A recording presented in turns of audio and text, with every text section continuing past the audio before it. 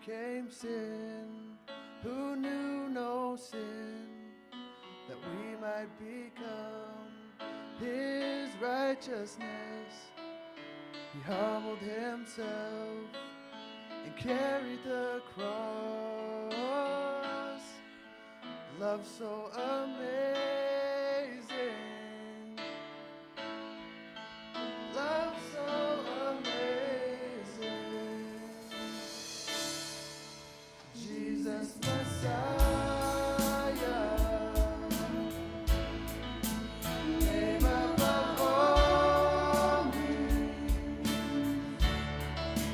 blessed Redeemer,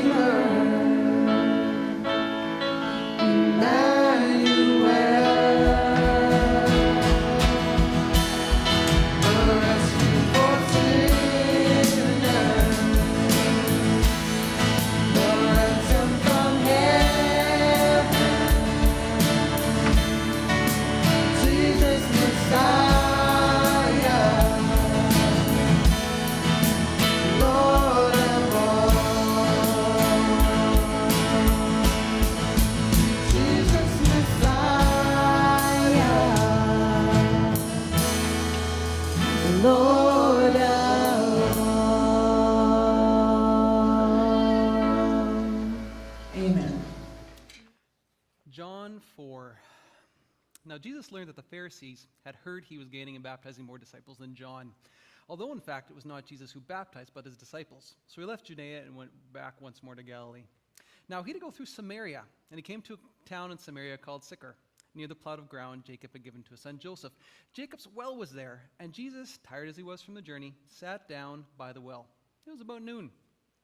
When a Samaritan woman came to draw water, Jesus said to her, "Will you give me a drink?" His disciples had gone into the town to buy food. The Samaritan woman said to him, "You are a Jew, and I'm a Samaritan woman. How can you ask me for a drink?" For Jews did not associate with Samaritans. Jesus answered her, "If you knew the gift of God and who it is that asks you for a drink, you would have asked him, and he would have given you living water." "Sir," the woman said, you have nothing to draw with, and the well is deep. Where can you get this living water? Are you greater than our father Jacob, who gave us the well and drank from it himself, as also did his sons and livestock?" Jesus answered, "Everyone who drinks the water will be thirsty again, but whoever drinks the water I give him will never thirst. Indeed, the water I give him will become in them a spring of water welling up to eternal life." The woman said to him, "Sir, give me this water so that I won't get thirsty and have to keep coming to draw water." He told her, "Go call your husband and come back." "I have no husband," she replied. Jesus said to her, "You are right when you say you have no husband. The fact is, you have had 5 husbands, and the man you now have is not your husband. What you have said is quite true." "Sir," the woman said, "I can see you are a prophet. Our ancestors worshipped on this mountain, but you Jews claim that the place we must worship is in Jerusalem." "Woman," Jesus replied, "believe me, a time is coming when you will worship the Father neither on this mountain nor in Jerusalem. You Samaritans worship what you do not know. We worship what we do know, for salvation is from the Jews. Yet a time is coming and has now come when the true worshipers will worship the Father in the Spirit and in the truth, for they are the kind of worshipers the Father seeks. God is Spirit, and his worshipers must worship the Spirit in truth." The woman said, "I know that the Messiah, called Christ, is coming. When he comes, he will explain everything to us." Then Jesus declared, "I, the one speaking to you, am he." Just then his disciples returned and were surprised to find him talking to a woman, but no one asks, "What do you want?" or "Why are you talking with her?" Then leaving her water jar, the woman went back to the town and said to the people, "Come, see a man who told me everything I ever did. Could this be the Messiah?" They came out of the town and made their way toward him. I'll skip now to verse 39 in case anybody's following. Many of the Samaritans from that town believed in him because of the woman's testimony. "He told me everything I ever did." So when the Samaritans came to him, they urged him to stay with them, and he stayed 2 days. And because of his words, many more people became believers. They said to the woman, "We no longer believe just because of what you said. We now have heard it for ourselves, and we know that this man really is the Savior of the world." Whew. It's always a bit nerve-wracking coming in front of a crowd, even though I love it in the final end. And there's something particularly nerve-wracking coming in front of people that know you. Lots of family here today, even one from out of province. I'm sure he came just for this. Buddies here who I played Lego with growing up and jumped on the trampolines. Like I said, it's particularly terrifying. But usually the excitement kicks in right about now, and that terror kind of leaves me. And it's a good feeling. My name is indeed Dallas. I grew up in Rosenort. I still call myself a Rosenorter very proudly when I can.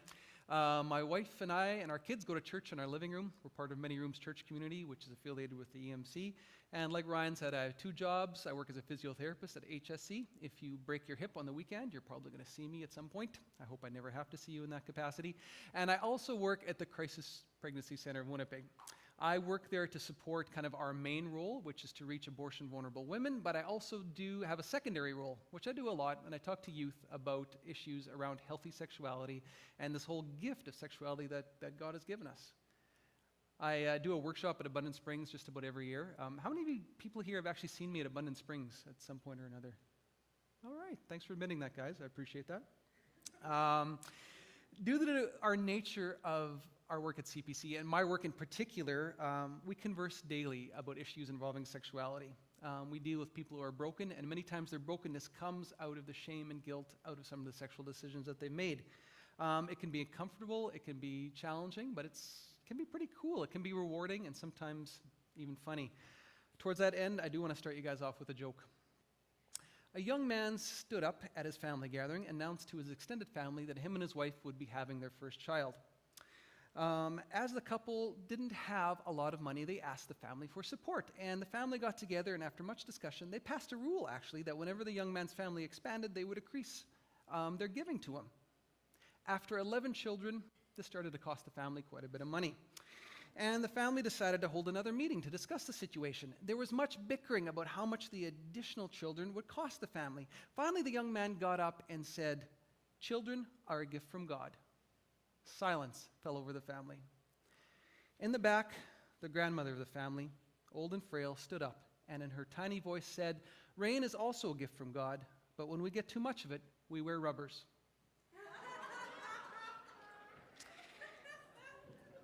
I debated for a long time whether I should tell that joke. It's a pretty edgy joke for a Sunday morning. And I thank you for those of you that are laughing. But the truth of it is that we have a very edgy ministry. Sexuality is a very daily and a very real topic at our ministry, and it's just related to almost everything I do.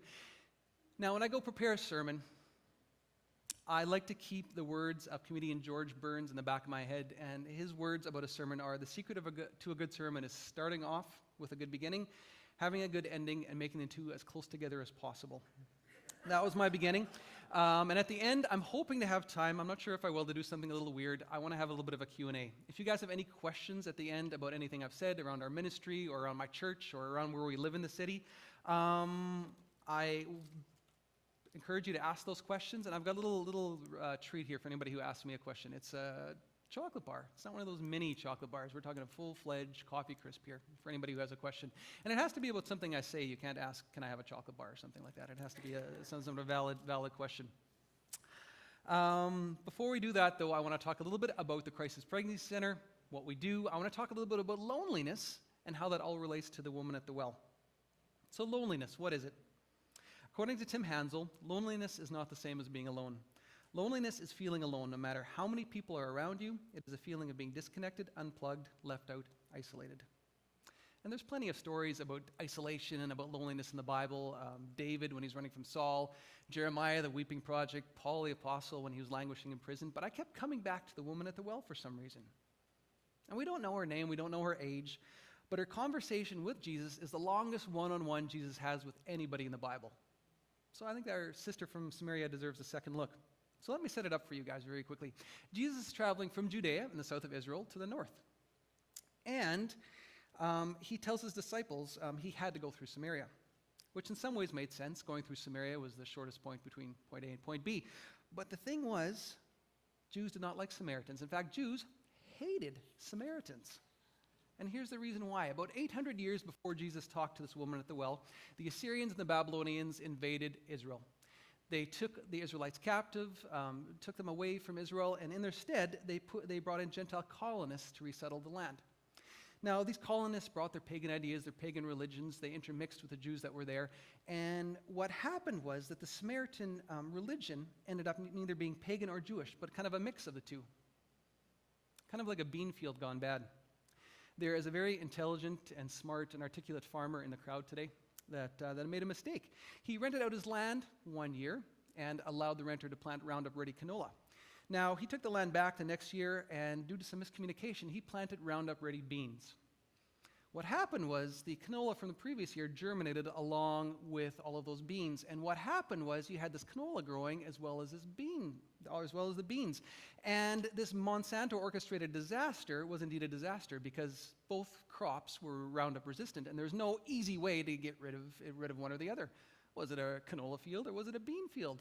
Who could tell? It was this brutal mix of both. Very hard to combine, apparently. And that's exactly what the Samaritan religion was, this mix of Judaism and paganism that wasn't one or wasn't the other one.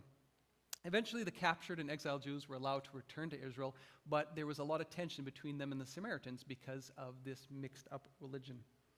What made matters worse was that Samaria was right in the middle, or the Samaritans were concentrated right in the middle of Israel. And often if a Jewish person was traveling from the north to the south, he had to decide either to go through Samaria, or what a lot of people did was they bypassed Samaria altogether, going all the way around, adding 2 or 3 days to their journey. So when Jesus suggested to his disciples they were going through Samaria, they kind of said, dude, are you sure? Are you really sure? And since he was their leader, they fell in line, and they got to a town called Sychar in the middle of the hot, hot day. His buddy's going to town to buy some food, and this woman comes to the well, and she's a pretty lonely figure right from the outset. How do we know? She's coming to the well in the middle of the day. Most people would come to the well in the evening when it was a little cooler. So it looks like she was coming to the well when she would meet the least amount of people. She was probably pretty lonely as well because she was a Samaritan. She was from a lonely people group in the area. She was a woman, and due to cultural norms, they were usually a little more lonely than men. And as well as that, she was a known sinner. She'd had 5 husbands. The man she was with right now was her 6th, and she wasn't married to him. And yeah, part of her loneliness was probably due to decisions that she'd made, but part of it was circumstantial as well. factors that were beyond her control.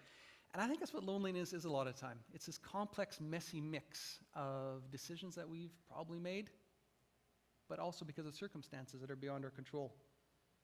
At least that's what it seems to be for many of our clients at the center that we see. They're caught in a web of circumstances and choices which has led them to us. They are terrified that they might be pregnant, or they are terrified that they are pregnant. And in the midst of that terror, the common denominator always seems to be that they feel super alone. As some of those quotes up there that you saw in the video at the beginning will attest to. Something unexpected has happened, and the supports they usually have are gone, either from people leaving or from their inability to talk about their issue. All of their supports aren't invited in because there's too much shame and guilt around that. So our goal at the CPC is to show each woman that her unborn baby's life has a lot of value. In fact, we want to show that their own life is precious and has value as well. The CPC of Winnipeg has been around for over 30 years. We've been around since 1985. We see about 8 clients a day, which is actually exactly how many abortions a day on average there are in Manitoba. 1 out of every 7 of our clients are Christian. We offer a bunch of stuff, counseling to people who are fearful of their pregnancy, counseling to people who have had an abortion, who have had miscarriages. We have a 24-hour counseling line. We do a bunch of email counseling as well. We offer them maternity clothing, children's clothing, infant formula. And we provide for our clients in every spiritual, physical, and emotional way that we know how. Since opening, we've had over 35,000 clients, 150,000 phone calls. And we have a prison ministry as well that we just started that meets women where they are. All we do essentially, at its core, is to help people feel that they're not alone. Which is exactly what Jesus seemed to do with the woman at the well. As the woman draws water, Jesus asks her the question, "Will you give me a drink?" Huge mistake. Jews weren't supposed to talk to Samaritans. Men at that time weren't permitted to talk to any women unless their husband was present.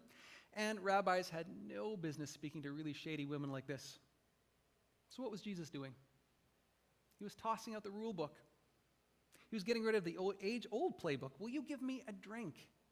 I imagine the woman froze. Her jaw probably hit the ground. She stared at him for a while. And what was Jesus really saying with this nuclear bomb of a question? He was saying, "Can we talk? Bless you. I want to be your friend. I think you have value. I don't want you to be lonely. Will you give me a drink?" I like to believe that the CPC building on Broadway Avenue, just by its existence, states, "Will you give me a drink?" Do you feel alone? Can we help? There's so much loneliness in sexual decisions gone bad. So much shame. I had a girl come up to me after a presentation that I did. She was one of the youth leaders, and she'd explained to me that at the age of 12, she'd had an abortion. She had had sex with her boyfriend. She was freaked out. She was pregnant. She didn't want to tell her parents, so she told her aunt. 2 days later, her aunt took her in. She told her she knew exactly what to do, and she had an abortion. This girl was now in her mid-20s. She told 2 people before me. She told her aunt, and she told her best friend about this. And I was the 3rd person. Since I'm a guy, I don't do well in those situations. She was crying. I just started crying with her, and we sat there and we just cried together. At the end of it all, I gave her some information. I said, "We had some awesome people at CPC. Please come talk to us. We'd love to help you out." But what got me was how alone she felt. This burden she'd been carrying for over 15 years, she'd only been able to tell me. That was the 3rd person that she'd been able to tell. It was crazy. I speak to a lot of youth as well. One of the events that I do every other year is I speak to the grade 11 and 12 boys at one of the largest Christian schools in Winnipeg. There's about 80 or 90 boys that come out. I speak about sexuality. I speak a lot about addiction, about pornography addiction. 80 to 90% of those boys there will admit that they're trapped, that they're looking at porn so often and so regularly that they just can't say no. And it's beautiful that we have this little gathering because these kids, they think that they're alone. They feel isolated in the decisions that they're making. Some of them don't even know their buddies are in the same place, even though they're good friends. There's this huge isolation, this huge loneliness that happens because of the shame and guilt of what they're doing. And when they come to me, their stories are virtually the same. This is what they're telling me. They're telling me, "I'm looking at this stuff at home. My parents don't know. They'd never suspect this. There's no blockers. There's no accountability software. Or if there is, they can get around it pretty easy. And we don't know what to do. We want our parents actually to take action. We would love it if they put blockers, love it if they put accountability software, but they haven't. And so we don't want to tell them because they think we're perfect. And this just sucks. This sucks." It just strikes me how alone these guys feel in their own homes. And it's not only guys. I've had more and more girls come to me the last 3 years, actually, when I'm doing these presentations, and young women just as much as young women. Men, it seems now, maybe a tad less, but a lot more all the time are getting hooked on pornography as well. So I'm going to get on my soapbox here a bit.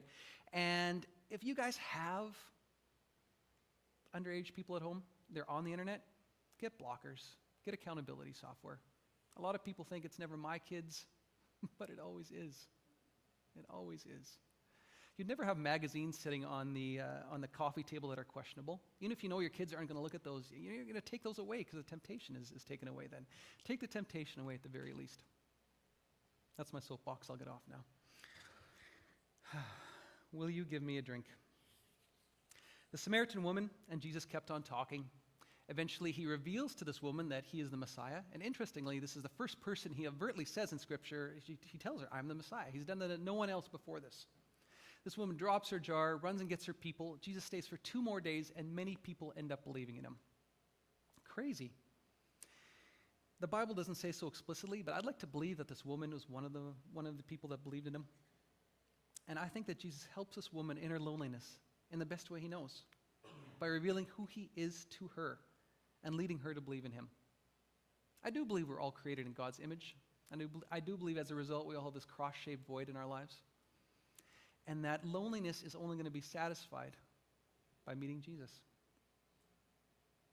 That's why at the center, whenever we can, whenever there's an opening, we talk to our clients about Jesus.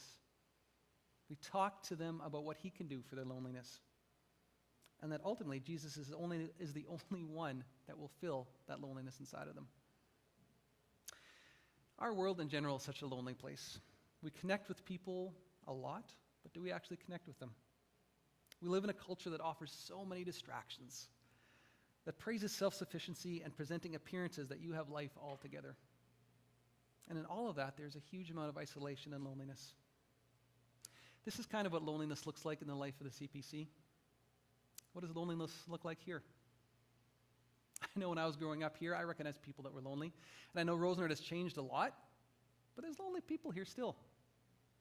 There's lonely people in your pews here today. I guarantee it. What can you do this week alone to relieve some of that loneliness in your community? I think the church has so much to offer lonely people.